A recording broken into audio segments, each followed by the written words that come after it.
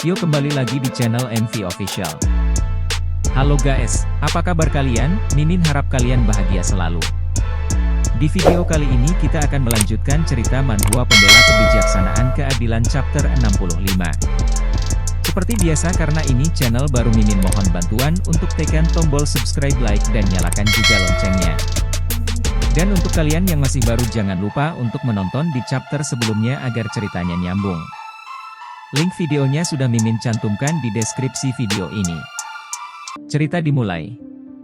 Terlihat di atas nimbus Ryuda dan semua orang dalam perjalanan. Ryuda bergumam, apa cahaya merah ini? Timi menjawab, cahaya itu berasal dari roh. Seorang pejuang berada di level yang lebih tinggi daripada seorang murid. Mereka mampu membangkitkan kekuatan vital untuk menggerakkan nimbus dalam waktu singkat. Yuro Shao seorang guru seni bela diri yang berada di level yang lebih tinggi daripada pejuang. Guru level 8 memiliki kemampuan untuk mengendalikan nimbus dan terbang di langit. Namun, kekuatan seorang Grandmaster seni bela diri jauh lebih besar. Mereka bahkan dapat membawa banyak barang ke langit.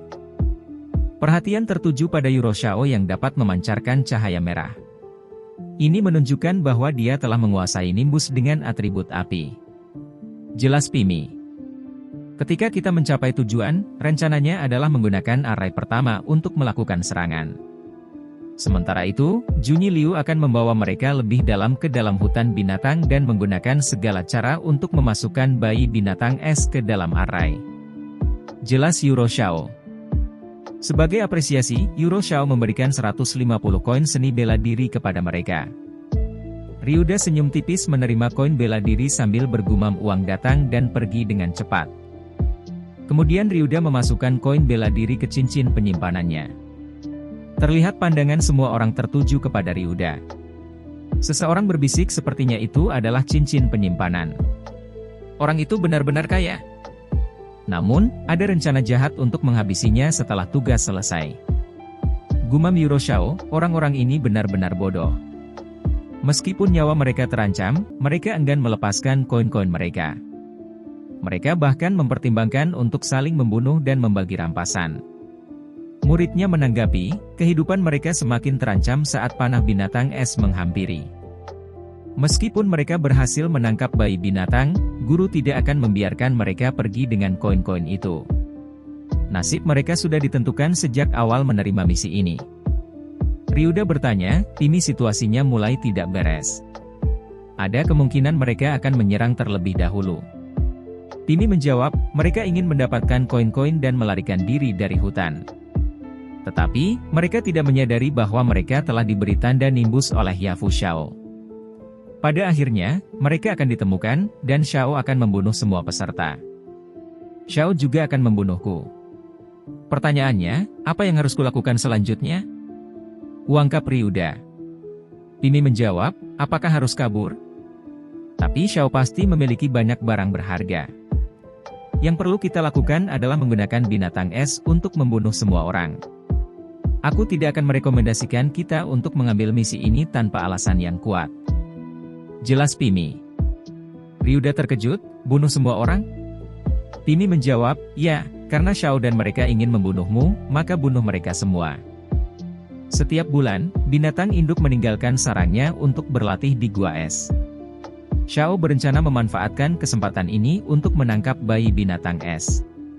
Tapi mereka tidak tahu bahwa gua es itu hanya berjarak 100 mil dari sarang binatang. Dalam jarak 100 mil itu, aku bisa berkomunikasi dengan binatang induk melalui pikiran. Jelas Pimi. Ryuda bergumam, uang datang dari bahaya. Mari kita lakukan ini. Array penangkapan siap. Xian berkata bahwa array ini hampir mampu mengendalikan binatang level 6. Namun, binatang es ini sangat kuat. Aku khawatir apakah array ini mampu menahan kekuatannya. Jelas Shao. Senryu berkata jangan khawatir, Tuan Shao. Aku membawa 3 gelang untuk memperkuat array. Dengan bantuan gelang-gelang itu, bayi binatang es tidak akan bisa melepaskan diri dari array. Ingat, jangan mencari kesempatan untuk kabur, karena akibatnya akan lebih buruk daripada kematian. Array sudah siap. Kita harus segera mencari bayi binatang es. Jelas Bonilu. Seseorang menyeringai tertawa hehe, kita tidak bodoh untuk mendengarkanmu. Sekarang Yafu Xiao pasti sibuk menghadapi Arai. Sekarang setelah aku mendapatkan koin-koin ini, aku tidak akan bermain-main denganmu. Hahaha. Aku tidak percaya Xiao akan memiliki waktu luang untuk mengejar kita. Jelas seseorang kabur. Bodoh. Seseorang berteriak, ada binatang magic. Sial, mengapa ada begitu banyak binatang magic di sini? Pil Death tidak berfungsi. Arg. Lenganku. Seseorang di tempat lain berkata juga dengan panik, apa yang terjadi? Apakah mereka semua dibunuh oleh binatang? Tampak binatang magic merang-roar. Cerita bersambung. Nah, itu tadi adalah cerita manhwa pembela kebijaksanaan keadilan yang chapter 65. Seperti biasa sebelum mengakhiri video ini, Mimin ingatkan untuk kalian bahagia dan sehat selalu. Terima kasih sudah menonton video ini. Dan sampai jumpa lagi di video selanjutnya.